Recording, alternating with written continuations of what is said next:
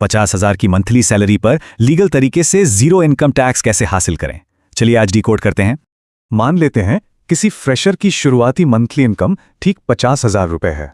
मतलब सालाना पूरे 6 लाख की कमाई। क्या इस पूरी रकम पर टैक्स सच में जीरो हो सकता है?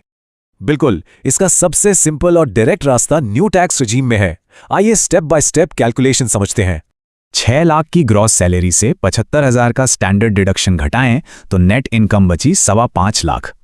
यहीं एंट्री होती है सेक्शन 87A की। ये सरकार का वो प्रोविजन है जो पूरी टैक्स रिबेट देता है।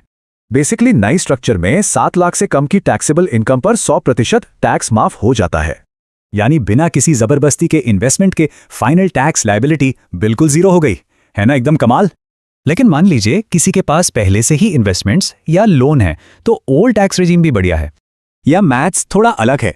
6 लाख में से 50,000 का स्टैंडर्ड डिडक्शन हटाया तो बचे 5.5 लाख। अब पुराने स्ट्रक्चर में 87A का फायदा चाहिए तो टैक्सेबल इनकम को हर हाल में 5 लाख तक लाना होगा। इस 50,000 के गैप को 80C, 80D या HRA जैसे डिडक्शंस का इस्तेमाल करके आसानी से भर सकते हैं। इन डिडक्शंस को अप्लाई करते ही नेट टैक्सेबल इनकम एकदम 5 लाख के जादुई आंकड़े पर आ जाती है। बस फिर क्या, सेक्शन 87A की पूरी रिबेट एक्टिवेट हो जाती है और टैक्स का बोझ पूरी तरह जीरो। इस टेबल से एकदम साफ है कि जीरो टैक्स का रिजल्ट दोनों ही स्ट्रक्चर्स में आसानी से मिल सकता है।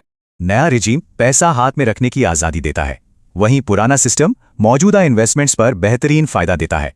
एंट्री लेवल वालों के लिए इसका सीधा मतलब है मेहनत की पूरी कमाई जेब में और शानदार फाइनेंशियल आज़ादी। जीरो टैक्स डिकोड हो गया, लेकिन बढ़ती महंगाई में क्या ये सेविंग्स काफी हैं? अगला एनालिसिस किस टॉपिक पर हो?